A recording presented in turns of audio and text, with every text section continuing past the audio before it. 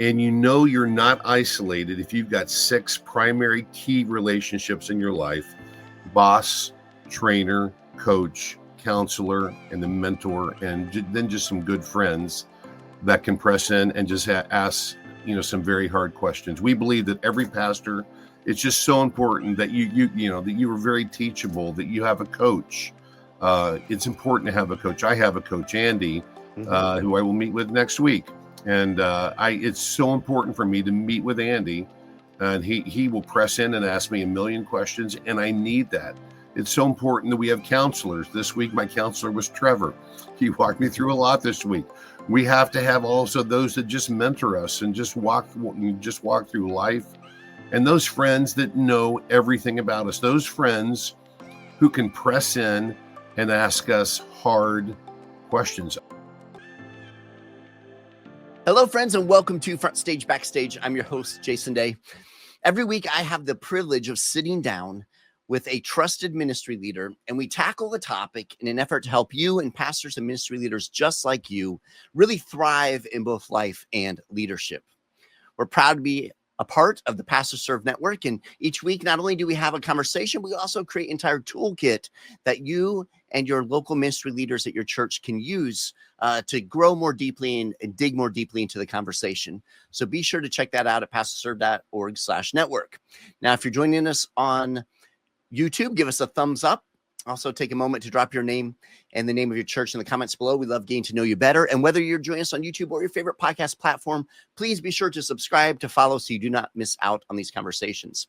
I'm excited to be joined once again by Jimmy Dodd. Jimmy is the CEO and founder of PastorServe. He has written a number of best-selling books, including Survive or Thrive. At this time, I'd like to welcome Jimmy to the show. Jimmy, welcome, brother. Hey, good to see you, Jason. Great to be with you. Good to see you. Good to have you on the show. And Jimmy, we just returned not too long ago from an adventure together down in Colombia, where we were serving pastors and their spouses, and really eye-opening. Jimmy, tell us a little bit about that experience for you, for our team. What did you witness? Yeah, gosh, it's one of those things I've been asked a lot just about the trip. And, the thing I usually start off with, I say, it was just very humbling. It just reminds you that we have what we have by God's grace. I don't have what I have because I'm smart, because I work hard, because we met all these pastors and leaders who are smarter than we are, that work harder than we are. And they're in a terrible situation because they pastor in Venezuela. And but just to see the joy they had, in the midst of some really difficult circumstances where they minister, at the threat of jail, and at times actually, like their life itself, just to do the most basic caring things as pastors, just to preach God's word, his word, to care for the poor.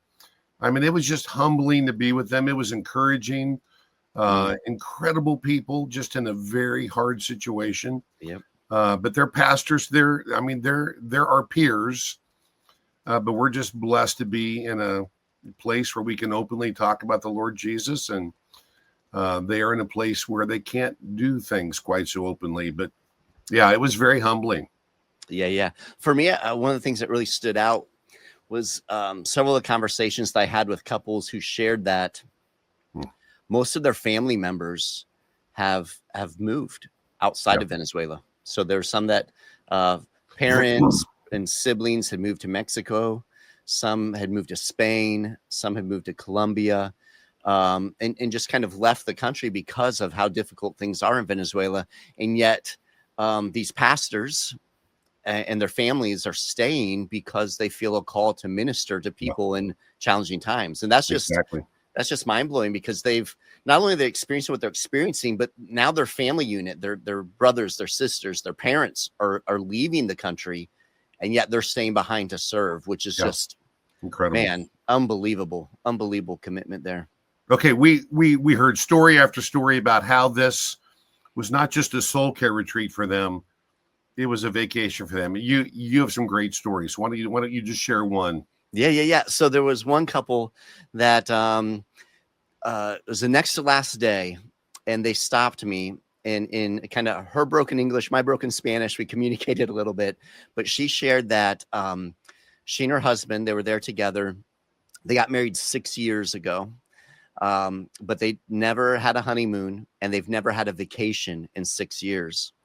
And they were so grateful. They had big smiles on their faces. They're so grateful because this was the first time they got to get away and kind of just relax a little bit, enjoy one another's company, not only drawing closer to God, which was important for them. They made that clear, but drawing closer to one another and just having a special time. They said, this is our honeymoon. This is our vacation. And they were so grateful. It was just so amazing to hear those stories. I was like tearing up as she was sharing the story, because it was like so powerful and amazing. I've shared that story with a whole lot of people, and every time it's like, yeah, it's easy to tear up, because it's like, gosh, we have so much. And for them, just to watch them eat 3 really good meals every day, and have some fun as well, and relax, and the bonfire. And so many people said, I've never had a marshmallow in my entire life. It's like, wow. Yep. Incredible. Roasting marshmallows around a bonfire while they're strumming a guitar and singing worship songs in Spanish. I mean, it was just like a little taste of heaven, It was a little taste of heaven. Unbelievable. Great. What a blessing. Jimmy, so many times we told them, because they were so appreciative, like between every session and around every meal, they were just so grateful. And we told them time and time again, wow, this is a blessing to us. Well, and, my heart was full when I left. And I know yours was too, Jimmy. It's just awesome. The family of God, no matter where we are, even differences in cultures, differences in languages. It's just, our hearts are knit together in Christ, and it's a beautiful thing. So. And the other big question I left with was, why don't we have avocados as large as my head? But they do. Oh, I wish I could flash that picture up, Jimmy. Jimmy created a photo. Oh, no, I did not create that. It was my family mocking me. Oh, really? Oh, yeah. It was my family mocking me. It was awesome. Anyways, it was an avocado the size of Jimmy's head, which the avocados were that big and amazingly delicious. It was the size of Jimmy's head. It had Jimmy's face superimposed on it. It was pretty awesome. I wouldn't do that to myself, Jason. I mock myself a little bit, but not that. That would be too much. Very well. So we're excited, man, to have the opportunity to do these international trips. God's just opened up so many opportunities for us at PastorServe. Has blessed us in so many amazing ways, as we're now into the 26th year of ministry, which is unbelievable. We have Italy coming up. Jimmy, you want to talk a little bit about that? That's another exciting opportunity. Yeah, I will be there with you once again. And amazingly, we were invited to do a soul care retreat for Protestant pastors and Catholic priests together in a very ecumenical soul care retreat, which we understand is unprecedented over there. They were like, this has never been done. But it's a big deal for the Catholic Church, and we're thrilled that we were asked to come, and we're going to have a chance to minister to Protestant pastors and the Catholic priests together in the same room and care for their soul, because we know that they all need soul care, right? I mean, like, they all need soul care. That's what they have in common. And so we're going to go and base it on the person of Jesus, obviously, and talk about some spiritual practices and some spiritual rhythms. And we have a great worship leader that's going to fly over from England, and we're very excited for that. It'll be an amazing time. Yeah, it's going to be incredible. And God's doing so much in Italy right now. If you see news reports and stuff coming out about just the movement of Christ across Italy, and it's just exciting times. We have our dear friends who invited us there are very involved in the evangelical movement across Italy, and really building bridges with the Roman Catholic Church, and seeing just some amazing things happen. So we continue to pray for that, and ask you guys to be praying for that along with us. One thing that all of these things that we do, not only internationally, but also here at home in the US, really revolves around this idea of caring for our souls, caring for what we call the backstage of our lives. And one of the phrases, Jimmy, that you use at least weekly, if not daily, is this idea of that we can never make assumptions about a pastor or ministry leader's backstage life based upon their front stage performance. super important. We're engaged in some big kind of crisis care and situations here. Talk to us a little bit about unpack that statement, if you Yeah. would, and let's dive into this a bit. Yeah, gosh, you know what? Really, without exaggeration, I use it every day because it is such an important piece of what we do. Because I think we're very guilty of this. We make backstage assumptions. We go to a conference or a church and we hear a great message, a great talk, and we think, wow, that person, that man, that woman, that was so powerful, that was so rich, man, the Spirit spoke to me. And so we make the assumption they must be an amazing person. I bet you they have a great marriage. I bet you they're great parents. I bet you they're generous. We just make these assumptions, and that's a bad idea. That's a bad thing because, as you know, Jason, we've worked with hundreds and thousands of pastors that their front stage and their backstage don't match. Now, you know what? As we walk this through, one thing I think that's just extremely important is, I'm asked this every day as well. How do you not become cynical about these kind of things? It's because the overwhelming majority of pastors that we work with are the amazing people, and their front stage and their backstage do match. Right. And we have the chance to be with some godly, solid, very integral people that are just huge encouragements to us. And it's like, wow, what a great thing. And so like every time I talk about this, I never want to ever give any sense that this is like a normal thing that we see every day. We see it every day, but it's not normal.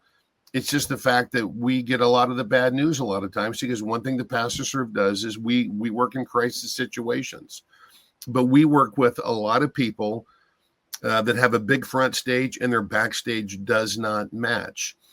And I think that's for a lot of different reasons. I think there's times in which elders very sadly actually empower people to continue to minister and to work and to live, when at times I think the boards know that the front stage and backstage don't match, but they don't want to rock the boat. Like the church is growing. It's very successful. In one sense, a pastor becomes a golden goose, and it's like, let's just don't change this. And you hear, it's heartbreaking. Those stories are heartbreaking. Because at times there are those who know and they don't speak up. If they just don't want to change the status quo, because the status quo feels pretty good. There's people and there's money and there's adulation, there's resources, there's all of these things. And it's a heartbreaking thing. I think that it also, I think that one thing that we see pastors that just carry secrets, which is just one of the most crushing things in the world that you can do, is to have a big secret. And it's interesting because just over the past month, I've been with multiple well-known leaders who've had a big secret revealed. And I hear the same thing from every one of them. And it's always, as strange as it sounds, I'm relieved. I'm relieved because every day I wake up and the first thing on my mind every day is today the day that they find out my secret.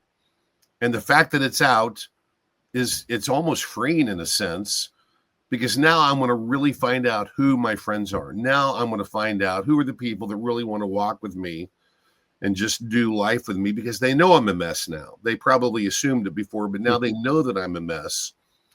And it's incredible. But I think that Satan lies to us. He whispers in our ear and says, man, don't tell your secrets, because if they really know you, they won't like you. Yeah. And I think that's one of Satan's biggest lies that we have to get rid of. So, yeah, that's just a few thoughts. There's many, many more, but that's just a few initial thoughts up front. Hey friends, just a quick reminder that we provide a free toolkit that complements today's conversation. You can find this for this episode and every episode at pastorserve.org/network.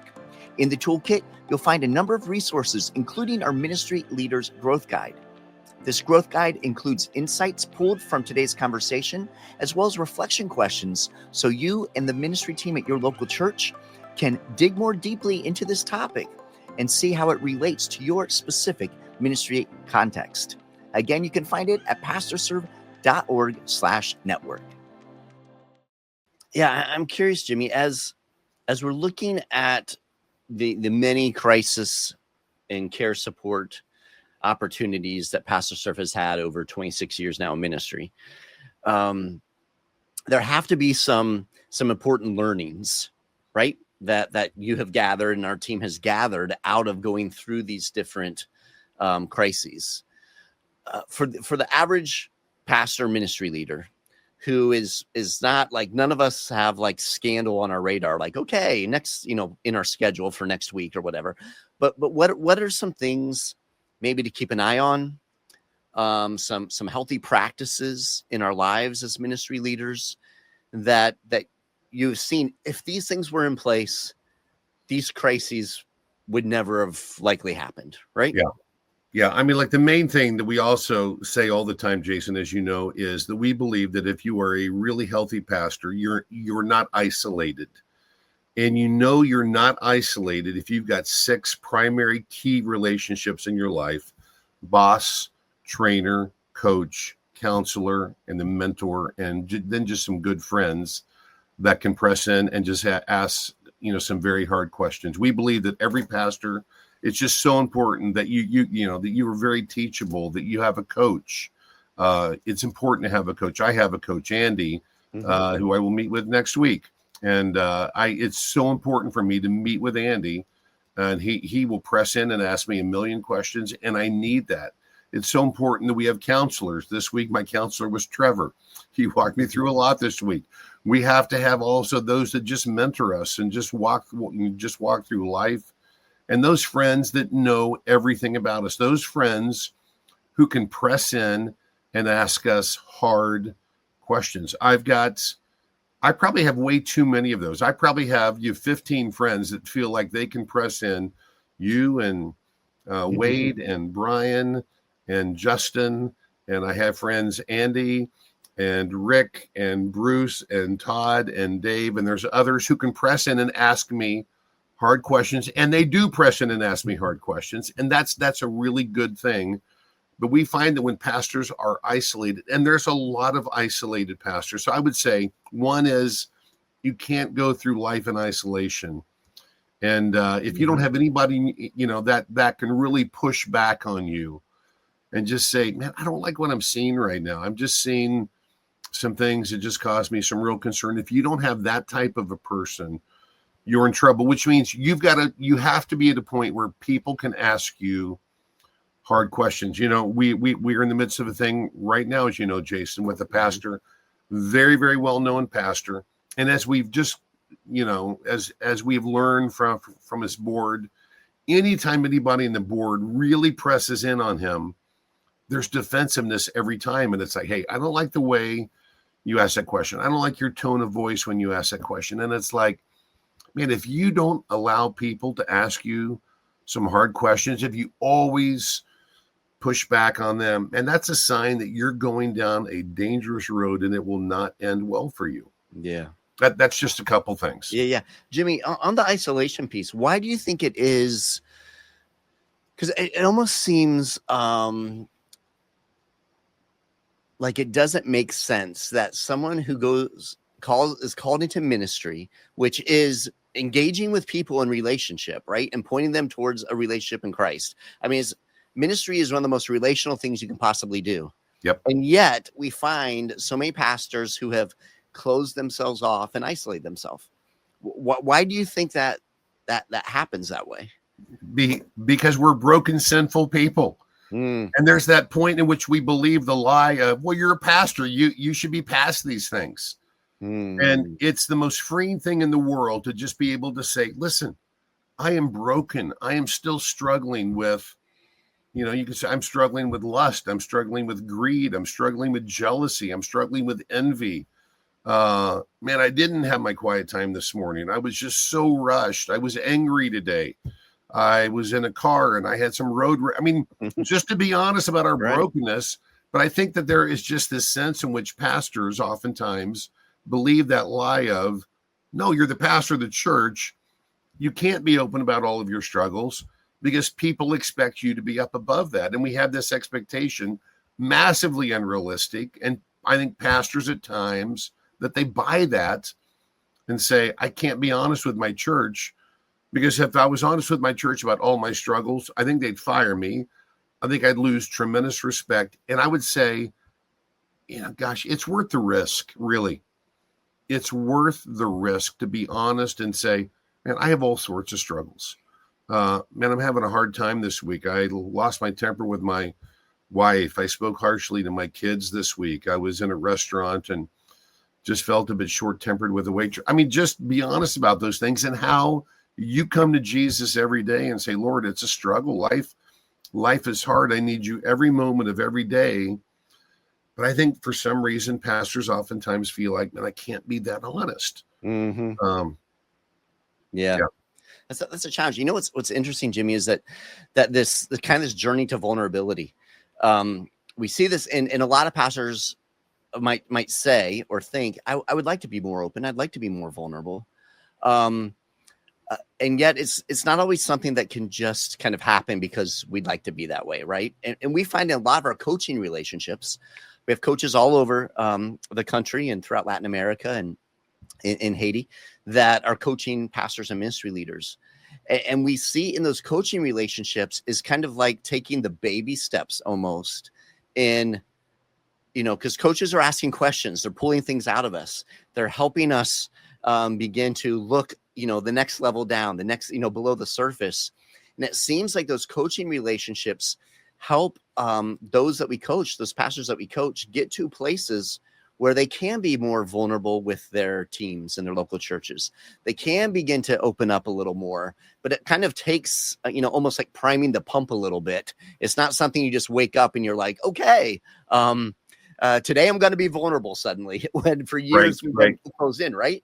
Right. So you've written the book basically on these relationships that we've discussed. What is it about these relationships, like a coaching relationship, for example, that can help open us up to kind of deeper growth, and not just growth like we see on the front stage, not just becoming a better quote unquote pastor, but a better Christ follower, a better husband, a better father, right? Yeah, because there are others out there that will have a perspective of things that I don't have. And so just to have friends that can ask me questions, to help me gain perspective, it's a game changer. And there are times in which it's like, man, for some reason, I couldn't see that. It was right in front of me.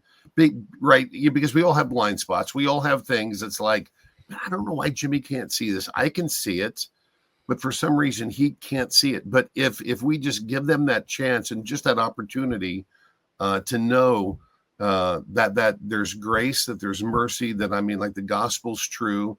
If pastors would just step into that, it is just revolutionary. I tell you what, the one story that comes to mind over and over again, and I'm 99% sure that you were there, and I don't want to mention the place because I don't want to give like any hints, but you and I were in a coffee shop with Ken and I believe two friends, and this one guy just said, hey, I don't really know PastorServe, so I just want to hear, if I came to you in crisis, what would you say?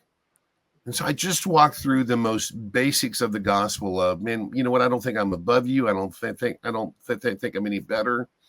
I think that you need God's grace right now. I think that I have to have God's grace. I think that you're in the midst of this crisis. I don't think that you're screwed and I'm not. I think you are screwed. I think I'm screwed too. That's why I'm desperate for Jesus. And I just went on and just kind of walked through just the basics of the gospel, just the basics of, we're all broken. We all have to have Jesus. And the guy's like, okay, I get it. And then about 15 minutes after that, I used the restroom. And as I'm walking back, a guy that's probably, he might be 15 feet away, stops me and says, hey, I'm so sorry. I couldn't help but overhear what you said. And I'm a pastor of a local church, and I think I need to spend some time with you. That was crazy. And that guy and I have connected multiple times since then. But it just was like, he was so desperate for what I see. It was just like, it's just the basics of stop believing all the lies of the world. Man, we're broken and we need Jesus. and he just overhears that. Talk about that divine appointment, just incredible. And he's like, you know what? I don't know who you are, but I think I need to spend some time with you. Yeah, and that's awesome. That's just the Holy Spirit doing some crazy work. Yep, as the Holy Spirit does. At PastorServe, we love walking alongside of pastors and ministry leaders just like you. If you want to learn more about how you can qualify for a complimentary coaching session with one of our trusted ministry coaches, please visit pastorserve.org/free session. You don't want to miss out on this opportunity? That's pastorserve.org/free session. And that's the reality. The good news, the gospel is the good news for everyone. Right. As pastors and ministry leaders, we preach the good news a lot, but sometimes we struggle with accepting the gospel for ourselves. Because again, like you said, we tend to think we have to have it all figured out, all put together, and we forget our dependence upon Christ. And what that looks like is interesting, is thinking all the way back to how we began this conversation, talking about our time in Colombia. One evening you shared a gospel message with this large group of pastors and their spouses. And man, that again, preaching the gospel to pastors, it's like talking about preaching to the choir, right? That type of a feel. But man, there was such a hunger and a joy, because we all need to hear the good news again and again in fresh ways. That's so vital for us. Absolutely. Yep. Jimmy, as we are thinking about ministry, as we're thinking about the challenges that every pastor faces in their local church ministry, what are some suggestions beyond having these people in your life, breaking down isolation? What are some other suggestions or recommendations that you would make to the average pastor to help protect them from getting caught up in things, and like you said, believing the enemy's lies, those types of things? Gosh, that's a great question. And here's an answer that you might say, Jimmy, I think you need to kind of take your own medicine on this. And it's very, very true. I like to think of myself as a patient person, but if there's one thing that just causes me to be impatient, it's if anybody's lazy. I don't have a lot of grace for lazy people. It's just like, man, you're not being a good steward of your time. You're being slothful. It's like, man, don't be lazy. And the thing that has really hit me in a hard way is God has established for us a lot of, obviously lots and lots of rhythms. To overwork and to be, like a workaholic is as bad as being lazy. Yeah. It's as much a disobey. It's just completely disobeying God's plan to have these rhythms in life. And so it's like, man, you're terrible because you're slothful. And for some reason it's like, and I'm better because I work a 90-hour week, and God just smacking me saying, no, you're as bad as the other person. It's just a different side of the same coin. It is the same sin. It really is the same sin. It's not being a steward of what God has given me. And I think that there is that bizarre thing in which we applaud ourselves if we work hard. And I know on this podcast listening, there's a lot of workaholics. And I would say, you've got to find these rhythms that God has built out. And man, as we work stupid hours, you're as bad as the lazy sluggard. And I'm as bad. And so God has just convicted me over and over again that I just have to have some balance in life, because there's only so much I can do, right? And there's only, you work, you sleep, you eat, you spend time with your spouse, you spend time with your kids, you worship, and you have some hobbies. That's really it. That's life.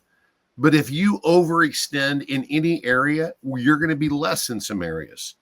So if it's one of those things, if I overextend in work, that means, okay, that week I might eat a lot of fast food, which is not good for me. It might mean that I don't spend the time with my wife and kids that I should. It might mean that I don't have time to exercise that week. And it's like, you know what? God has these rhythms, and we have these things built in. I don't sleep 8 hours a night. I sleep 6 hours a night for 14 straight nights. And after a while, I'm thinking, gosh, why am I so short-tempered? Well, because I've been going so hard and so fast. I've not lived into these basic rhythms. I would say the one thing is just know that we have to just have some balance in our life. And if there's one area that's massive out of balance, you know what? It's going to have a huge impact upon other areas. And you know what? It might be other things. It might be, well, you know what? I work out for 4 hours a day. Well, that's probably not good either, because that probably means you don't spend the time you need to spend at work, or you might not spend the time you need to do with your kids, or whatever it might be. There's balance in life. And I think we have to work hard to make sure that those things are balanced. So we see a lot of pastors that don't have that balance, and I'm very guilty of that. And I realize I've got to do a lot better, but I'm taking this whole weekend off. Which I'm excited about, Jason. But anyway, yeah, I'm excited for you. Yeah, thank you very much. Yes. Yeah, I always try to keep an eye on you, Jimmy. I tell you, you're one of those guys that can press it on me and scream and yell if you need to. It's all good. Hey, so let's talk a little bit about some of those things that make you thrive. Some of those things for you, Jimmy, personally. I'm thinking in particular, there's one new rhythm in your life over the last couple of years. It started during your sabbatical that you're taking. Do you have some more hints? You're taking a prayer retreat. Oh, a silent retreat. That's kind of a cool thing. Oh yeah, that's been a good thing. So once a year I go away, and I'm on a retreat at a place called the Cloisters on the Platte, and it's just 4 days of silence. And to know that every year, I know, which is like, dude, I think that's impossible for you. But it's phenomenal for me, because it's a chance to go and really listen to what the Holy Spirit is speaking to my heart. And so far, it's like day one, I struggled terribly.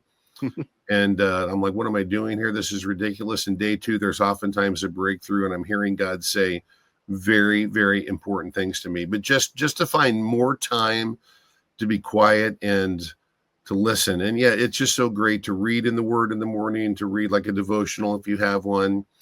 I spend every time in Lectio Divina, which is a phenomenal app that's by our friend Pete Gregg. That's just a great app. Those are just really good rhythms for me. But I found there also has got to be a rhythm of being quiet and still, and just listening and taking some deep breaths and just saying, God, these are the things that my soul needs to hear from you today. Yeah. Lord, I just need to be, I'm feeling just insecure today. I just need to be affirmed of your love and your grace towards me, and just taking deep, slow breaths and just learning to just rest in Jesus. That's been enormous for me. Yeah, that's awesome. You know, Jimmy, as we kind of talk through this, it's almost like we talk about, okay, so how can we as ministry leaders, avoid burning out, or avoid, getting tripped up and falling into scandal of some sort, or moral failing and all this. And the things we talk about are all things that it's not really rocket science when it comes down to it. It's not like there's just some crazy, it's like, you need to have people in your life who are willing to ask you hard questions. You need to be open and honest with them, right? You need to have good rhythm in your life. Don't be a workaholic. Don't be lazy, but have rhythm. You need to be engaging with God and with the Holy Spirit, and making that like, there are all these things, intentional time with your spouse, with your family. There are all these things that are just like, they all make sense. And yet, Jimmy, we fail all too often in these things. Yeah. Why do we struggle with things that seem so obvious, that we as pastors are encouraging other people to embrace, and yet sometimes it is so challenging for us? Yeah, because we're broken sinners and we are desperate for Jesus every day. I think it's one of those things. Yeah. That if we could get these things all down just pat, that we would probably just think, man, I've kind of got my life together now.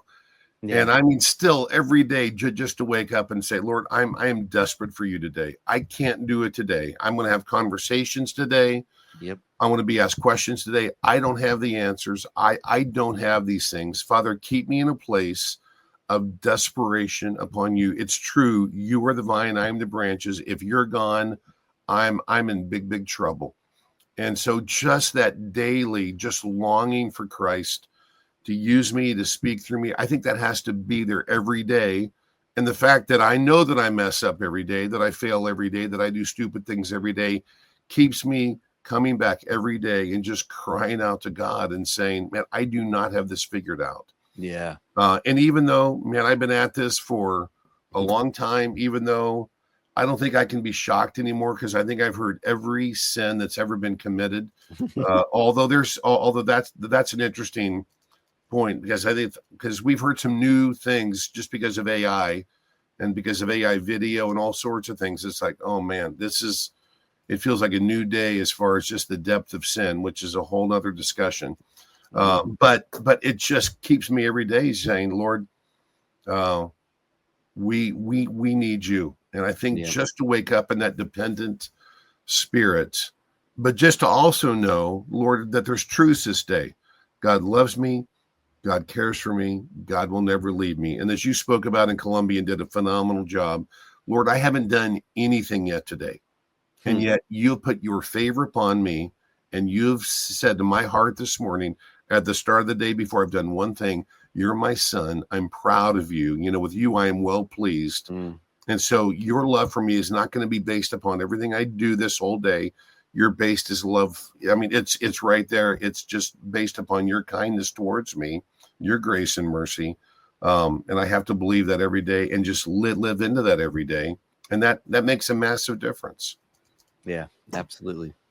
Absolutely. Well, as always, great to sit down and chat with you, let you share your heart.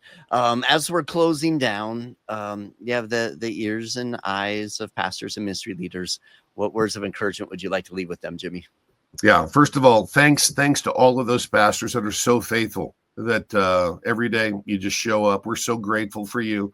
It's a hard calling. It's a hard calling. And I would say just continue to show up and make sure that you surround yourself with those who can speak truth to you.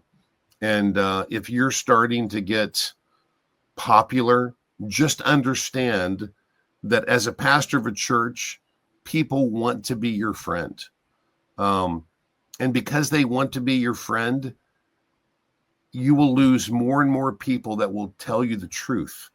Because there's that fear, if I tell you the truth, you might not want to be my friend anymore. So if I push back on you, you might say, well, that was awkward for you to push back on me. I don't think I want to spend any more time with you. You've got to have people in your life that will tell you the truth. And don't ever get so big and so popular where you can't have people that say, man, I love you, but you are not being a good dude right now. You're doing some stupid things. And because I love you, I can call this out. And those are people that you need to surround yourself with, people that love you enough to speak deep truth. Because if you don't have truth tellers, you're in big trouble. And gosh, as you know, Jason, we work with some names that would be very, very well known. And it's like, what's the common thread in the well-known people? Because they have lost their truth tellers in their life. Because it's fun to be friends with them, right? It's fun to be friends with famous people. So let's don't push back on those people. But man, those people lose truth tellers. Yeah. And then they walk down crazy roads and nobody loves them enough to say, dude, this is not a good thing for you. So I would say just to have those people in your life that speak truth and keep preaching the gospel to yourself and keep preaching the gospel to others. That would be my main encouragement to pastors. Amen. And keep listening to this podcast because it's flipping phenomenal. Last night, I was on a Zoom call with some great pastors up in the Northwest, and they said, you know what? We love your podcast. I mean, Jason does a phenomenal job. And they had so many guests. They were like, man, we just heard the one with this person. So it's like, okay, this isn't just fluff. They know who's been on the show. And they said, it's absolutely incredible. It is so good. Keep doing what you're doing. So to those guys in the Northwest, Jason, this is a shout out to you. No, Jason, and then Justin, who's the main guy up there in the Northwest. But man, they love this show. They love it. And it is a powerful tool. And so I'd say to anybody, man, check out the toolbox every week. There's some incredible resources here that pastors need to use for their good. Absolutely. Well, thank you, bro. I love that shout out. And I love that we have the opportunity to provide this as a free resource to pastors and ministry leaders, not only across the US, but around the world tuning in. And with each episode, we do create a toolkit, as Jimmy mentioned, that has a ton of different resources in there, including a ministry leader's growth guide, and gives you an opportunity to dig more deeply into the conversation that Jimmy and I just had. And you can find that at pastorserve.org/network. So be sure to check that out and use it with your team at your local church. We also have links there to Jimmy's books and other resources we have available for you from PastorServe. Jimmy, love you, brother. Appreciate you. Too. Great to be with you. Fun to hang out. And as we're recording this, just so everyone knows, this will be released later. But tonight, your Chiefs play. That's why I have on the red shirt, because it's Red go. Friday in Kansas City. Every Friday before a Chiefs game is Red Friday. Yep. Your Chiefs are playing. It's gonna be a good weekend for you, I'm sure, as the NFL season kicks off. Pray that God will help me with my pride, because it's hard to be humble when you're a Kansas City Chiefs fan. Oh, there's a lot of winning. There's a lot of trophies. Here we go. Here we go. We'll be praying for you, brother. Thanks, Jason. All right, man. God bless you. Here at PastorServe, we hope you're truly finding value through these episodes of FrontStage BackStage. If so, please consider leaving a review for us on your favorite podcast platform. These reviews help other ministry leaders and pastors just like you find the show so they can benefit as well. Also consider sharing this episode with a colleague or other ministry friend. And don't forget our free toolkit, which is available at pastorserve.org/network. This is Jason Day, encouraging you to love well, live well, and lead well.